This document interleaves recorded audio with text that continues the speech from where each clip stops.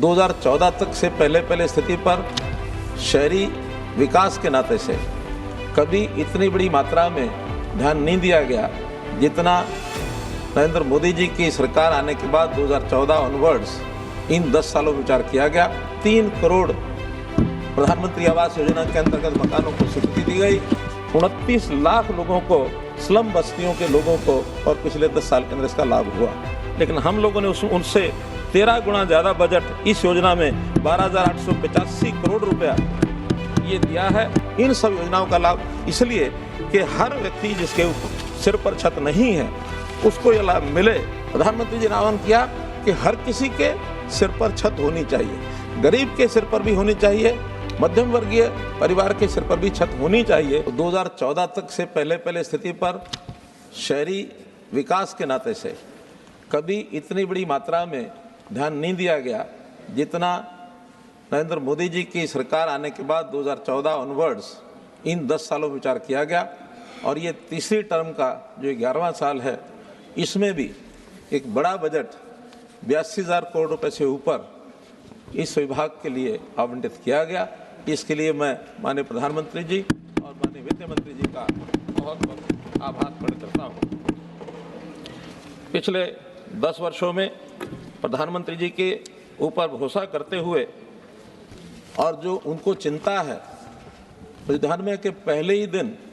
मंत्रिमंडल के गठन के बाद जो पहली बैठक हुई कैबिनेट की,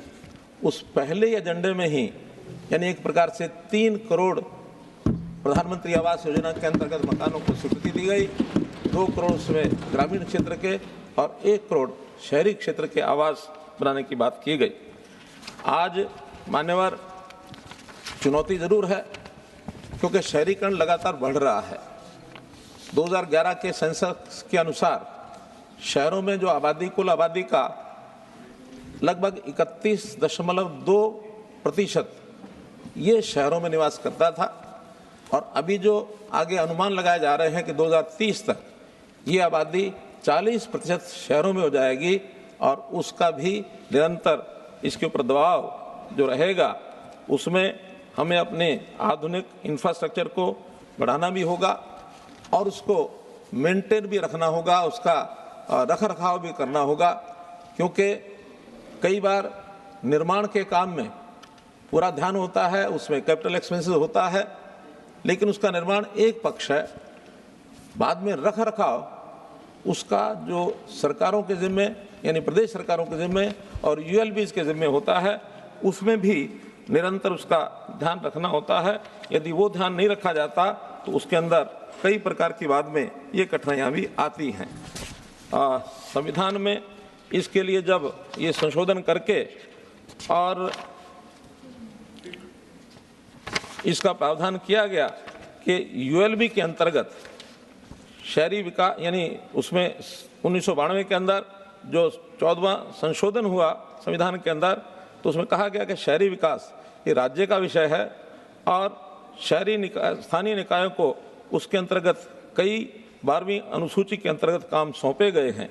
तो जब निर्माण कार्य में हो जाता है पूरा उसका निर्माण, तो उसके बाद रख रखाव के नाते ज़रूर प्रदेश सरकारों को और यूएलबीज को ध्यान देना चाहिए। कल वक्ताओं ने जो सुझाव दिए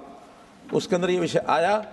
कि राज्य सरकार के जितने भी यूएलबी मिनिस्टर्स हैं उनके साथ मीटिंग की जाए। तो मैं सबसे पहला आश्वासन यही देता हूं कि निश्चित रूप से विभाग की ओर से उन सब मंत्रियों को बुला करके बातचीत करके और इस विषय को आगे बढ़ाया जाएगा। आदरणीय सभापति महोदय, कल के सारी आज तक की चर्चा में जो प्रमुख लोगों ने हिस्सा लिया उसमें उन सब का धन्यवाद करता हूं। विशेष तौर पर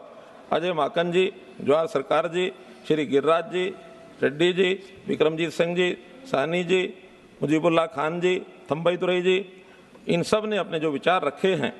उन सब का मैं जो विषय उठाए गए हैं उसके ऊपर ज़रूर अपनी जो है बातचीत ये रखूँगा। सबसे पहले मान्यवर जो सबसे ज़्यादा चिंता की गई वो शहरी आवास, जो प्रधानमंत्री आवास योजना के अंतर्गत जो विषय रखा गया है उसके ऊपर ज़रूर मैं अपनी बात रखना चाहता हूँ। अजय माकन जी ने विशेष तौर पर कुछ विषय उठाए थे और उन्हीं विषयों में आगे जिन और सदस्यों ने उसके अंदर विचार रखे थे, प्रधानमंत्री आवास योजना के अंतर्गत उसके अंदर गिरिराज जी डीएमके पार्टी से, R Giriraj ji DMK party से,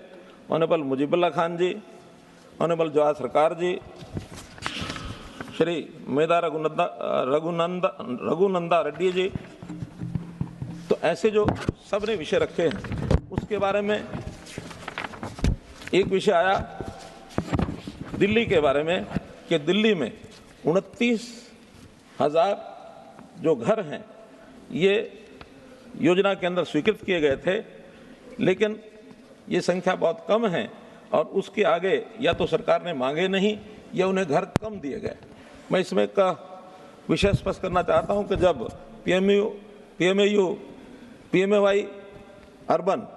इस योजना के लिए सभी सरकारों को लिखा गया और उसके अंदर एक मेमोरेंडम ऑफ एग्रीमेंट दिल्ली सरकार के साथ हुआ और उन्होंने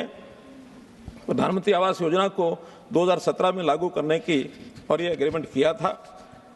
लेकिन जो बैंकों के माध्यम से जितने भी बेनिफिशरीज ने एप्लीकेशंस दी वो 29,976 लोग थे, जिनको इंटरेस्ट सब्सिडी के नाते 692 करोड़ रुपया और ये दिल्ली को के बेनिफिशरीज को दिया गया। लेकिन बाकी कोई भी जो योजना है, क्योंकि 4 प्रकार के वर्टिकल हैं, उन चारों प्रकार के वर्टिकल्स के अंदर दिल्ली सरकार ने बाद में किसी प्रकार का कोई रिस्पॉन्स नहीं दिया। अगर वो मांग करते तो निश्चित रूप से और अलॉटमेंट उनको ये हो सकती थी। तो उन्होंने जो आगे इसके लिए महुआ के साथ एग्रीमेंट करना चाहिए था, वो महुआ के साथ एग्रीमेंट नहीं किया, बल्कि दिल्ली सरकार ने एक अपनी जो दिल्ली स्लम और रिहेबिलिटेशन रिलोकेशन पॉलिसी के अंतर्गत अपनी योजना मुख्यमंत्री आवास योजना जो चलाई 2019 में, उसमें भी कोई किसी प्रकार की जानकारी या अथवा कोई डिमांड वो प्रधानमंत्री आवास योजना के अंतर्गत जो केंद्रीय सहायता के लिए अप्लाई ही नहीं किया। तो इसलिए उनको किसी प्रकार की सहायता देना शायद वो उचित नहीं था। जहाँ तक देश भर की बात की उन्होंने कि राष्ट्रीय राजीव ऋण योजना, उसके अंदर उन्होंने इसकी तुलना की है इस योजना की। तो मेरा उसमें निवेदन यही है कि पूरे देश में राजीव ऋण योजना के अंतर्गत 15,000 लोगों को ही सहायता दी गई, जबकि ये योजना देश भर में लागू करने के बाद 29 लाख लोगों को, स्लम बस्तियों के लोगों को और पिछले 10 साल के अंदर इसका लाभ हुआ। तो एक प्रकार 15,000 लोगों की बात कह रहे हैं, राशि कम हो दी हो ज़्यादा दी हो, लेकिन टोटल जो बजट है उस बजट का भी हमको इसके अंदर ज़रूर ध्यान रखना चाहिए कि 13 लाख लोगों को योजना में जो बजट का हिस्सा मिला वो बहुत कम मिला, लेकिन हम लोगों ने उनसे 13 गुना ज़्यादा बजट इस योजना में 12,885 करोड़ रुपया ये दिया है, जिससे उन स्लम के लोगों को ये योजना का लाभ हुआ है।